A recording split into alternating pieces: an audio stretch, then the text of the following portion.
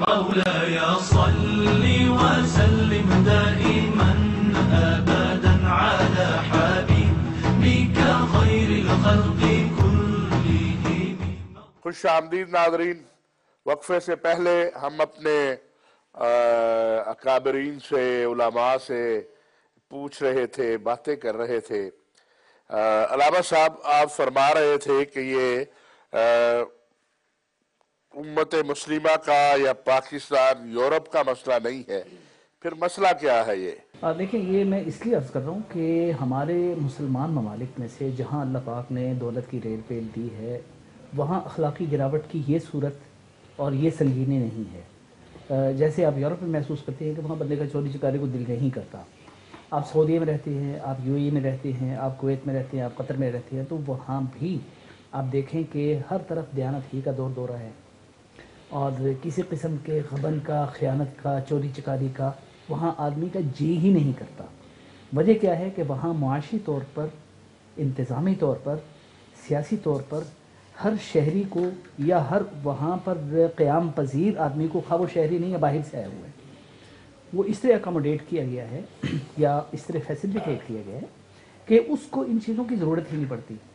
اب یہاں پاکستان ہو جائے، ہندوستان ہو جائے، بنگلہ دیش ہو جائے، یہ جو ہمارے اس خطے کے، اس ریجن کے غریب ممالک ہیں، یہاں یہ معاملہ پاکستان کے مسلمانوں کا بھی یہی ہے، ہندوستان کے ہندو کا بھی یہی ہے. تو مولانا پھر بات تو وہیں پہ آ گئی کہ اسلامی تعلیمات کا کیا اثر ہوا ہماری شخصیت پر؟ دیکھیں، اسلامی تعلیمات کا اثر اور معاشرے پہ چھائی ہوئی صدیوں کی غربت اور معاشرے میں پھیلی ہوئی لوٹ کھسوٹ کے سیاسی حالات، وہ انسان کی فکر و نظر پر اثر انداز تو ہوتے ہیں. ہم اپنی مجموعی حالت دیکھیں. سب سے پہلے تو ہم یہ دیکھیں کہ ہم میں سے دین کی تعلیم سے آشنا آبادی کا تناسب کیا ہے. درست ہے. ظاہر ہے کہ وہ بہت ہی کم ہے. مولانا اسی کو آگے بڑھیں گے لے کر.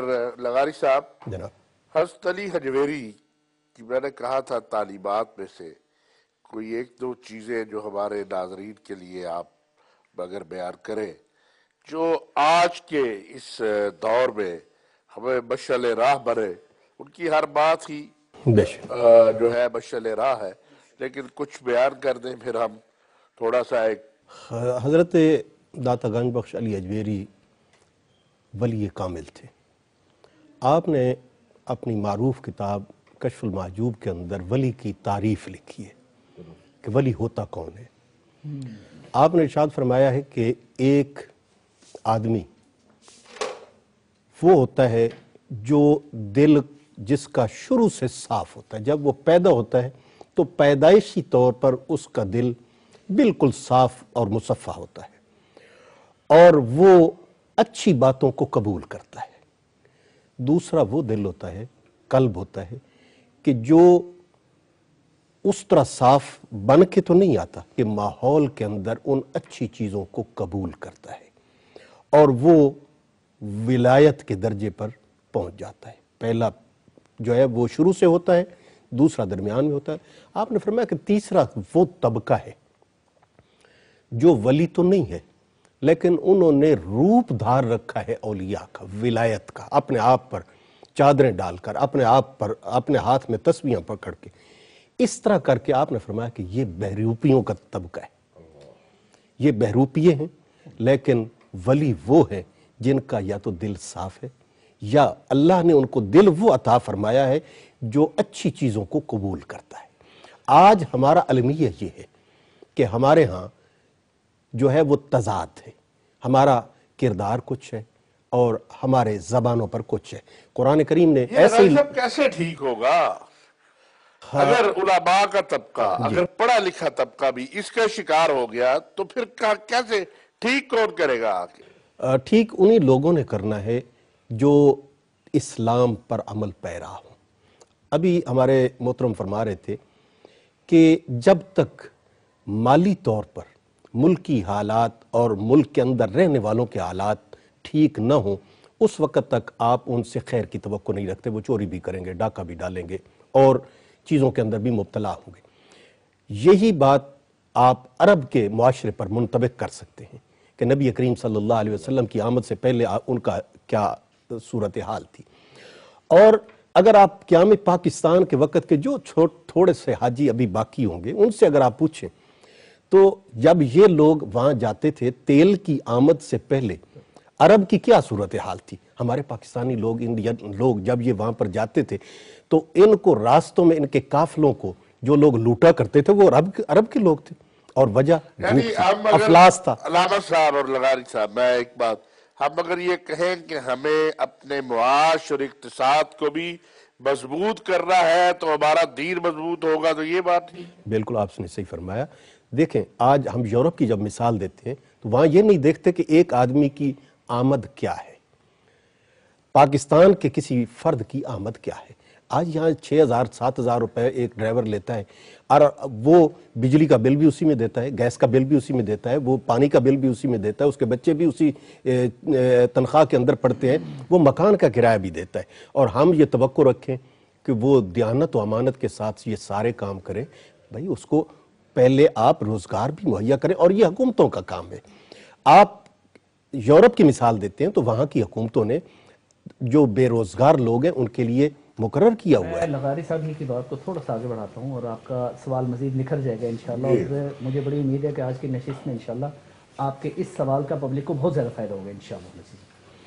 کہ جیسے لغاری صاحب نے بھی ارشاد فرمایا کہ ہم لوگ جب اخلاقیات پہ بحث کرتے ہیں تو اسے صرف فرد کا مسئلہ سمجھتے ہیں، یا اسلام کے اپنانے کی بات کرتے ہیں تو اسے صرف افراد کا ذاتی انڈیویجول کا مسئلہ سمجھتے ہیں۔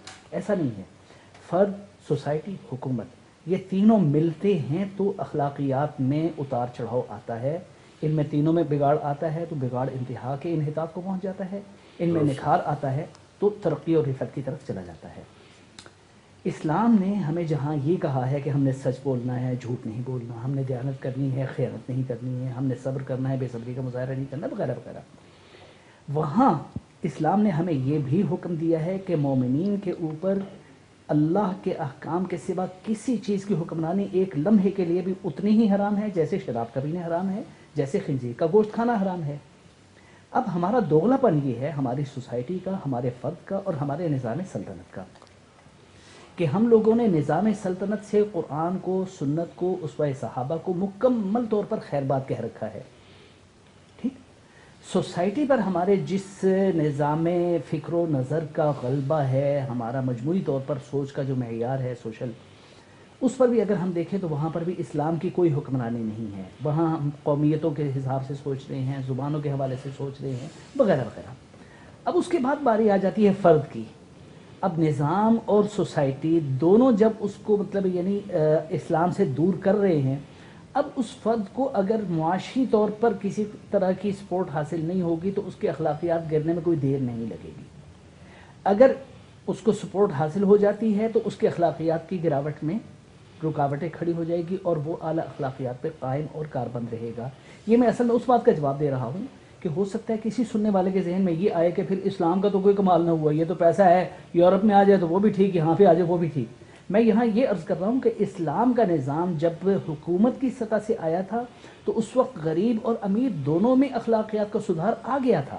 حضرت عمر رضی اللہ تعالیٰ عنہ کے دور میں آدمی اپنی زکوٰۃ کا مال لے کے گھر سے نکلتا ہے، گاؤں پورے میں ایک ایک گھر دروازہ کھٹکا کے پوچھتا ہے کہ بھائی میرے پاس زکوٰۃ کے پیسے ہیں، آپ کو ضرورت ہے یا آپ پہ لگتی ہے یا نہیں؟ لوگ انکار کر دیتے، کھواڑ بند کر دیتے۔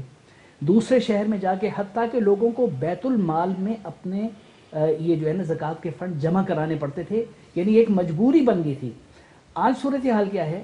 آج ہماری صورتحال یہ ہے کہ آج وزراء جو ہے وہ زکوٰۃ کے فنڈ سے اپنے زکام کا علاج کرانے کے لیے یورپ جا رہے ہیں، اور زکوٰۃ کے جو مستحقین ہیں ان کے کینسر کا علاج پاکستان کے۔ بلکہ مولانا مجھے اگر آپ اجازت دیں، اب یہ بات چل پڑی تو ہمارے اس میں وزراء بھی شامل ہے، علماء بھی شامل ہے، سفراء بھی شامل ہے۔ وہ حج میں آپ دیکھیں یہ جو سرکاری حج ہے، اتنا بڑا ظلم ہے یہ کہ آپ قوم کے پیسے کے اوپر 200 400 افراد جا رہے ہیں اور یہاں لوگ بھوک کی وجہ سے خودکشیاں کر رہے ہیں۔ آپ یہ دیکھیں نا یہ کتنا بڑا ظلم ہے۔ نفلی حج اگر کر رہا ہے تو اس کے لیے تو ویسے ہی حرام ہے، اور فرضی حج بھی ہو تو وہ اپنے پیسے سے کرے گا۔ اگر نفلی کر رہا ہے تو وہ تو ویسے ہی حرام ہے، پبلک کے پیسے سے نفلی عبادت کے لیے لاکھوں روپے لگانا۔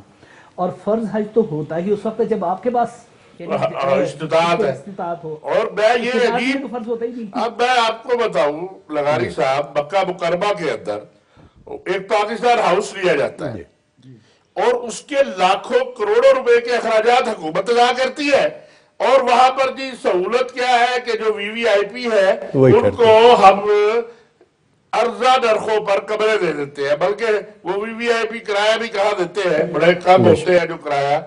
تو یہ لیکن ہم بڑے خوش ہیں کہ ہم عمرے میں پہنچ گئے اور ہم نے یہ جو اشرفی صاحب مذاہب وہ عیسائیت ہو، یہودیت ہو، اسلام ہو، جتنے آسمانی یہ مذاہب ہیں اللہ تبارک و تعالیٰ نے جن کو انبیاء کے ذریعے عوام تک پہنچایا ہے، ان کے چہرے کو خراب کرنے میں سرمایہ دار کا ہاتھ ہے. آپ انگلینڈ کی تاریخ کو پڑھیں تو وہاں پر چرچ کی حکومت تھی. اس حکومت کو کس نے گرایا؟ وہاں کے سرمایہ دار نے، اور مولوی کو ان کے چرچوں تک محدود کر دیا.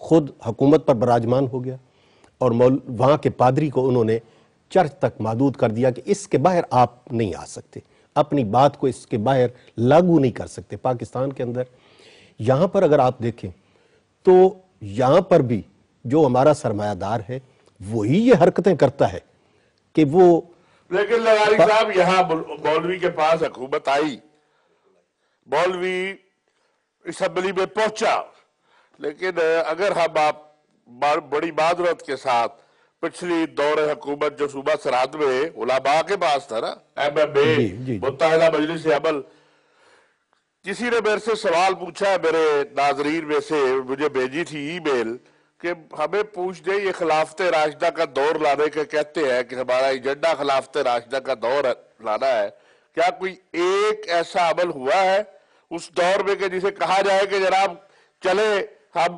99% تو نہیں کر سکے، 1% ہی خلافت راشدہ کے دور پہ ہم نے عمل کیا؟ یہ تو بڑی دور کی بات ہے کہ آپ خلافت راشدہ کا نظام ان مولویوں سے مانگتے ہیں. میں افسوس کے ساتھ یہ کہوں گا کہ مولویوں کی حالت بدلی، اسلام کی حالت انہوں نے نہیں بدلی. اپنے مدارس جن کے یہ مہتمم ہیں ان کی حالت کو ان لوگوں نے نہیں تبدیل کیا. وہاں کے بچے آج بھی یتیم خانوں کے اندر پل رہے ہیں، اس کو ذرا مہذب یتیم خانہ آپ کہہ لیں جو ان کا مدرسہ ہے، اور آپ اس کے محتمم کی حالت کو تو کہہ سکتے ہیں کہ تبدیل ہوئی ہے اس لیے کہ وہ ممبر اسمبلی بنا، اس کے پاس گاڑی آ گئی، لیکن وہاں کی شیخ الحدیث کی حالت تو نہیں بدلی. وہ تو آج بھی 5-6 ہزار 7 ہزار روپے تنخواہ لے رہا ہے. بہت شکریہ لغاری صاحب، علامہ صاحب. ناظرین، حضرت علی حجویری جیسی شخصیت تو دوبارہ ایسے لوگ کہاں آتے ہیں، ایسے لوگ کہاں ملتے ہیں؟ لیکن چلے کہ ان کی تعلیمات پر عمل کرنے والا ہی مل جائے، اس کی تلاش مجھے بھی ہے، اس کی تلاش آپ کو بھی ہے. لیکن ایک بات لغاری صاحب نے کہی ہے، میں یہ بات ضرور کہوں گا کہ بالکل یہ بات درست ہے کہ ممکن ہے محتمم کی سیاست کرنے والے مولوی کی حالات بدل گئے ہو، شیخ الحدیث کے حالات تو نہیں بدلے. ان شیخ الحدیث حضرات سے ہی ہمیں دین اسلام کی اب رہنمائی مل رہی ہے. ہم کھرے اور کھوٹے کی پہچان خود بھی کیا کریں، یہی دین اسلام ہمیں کہتا ہے.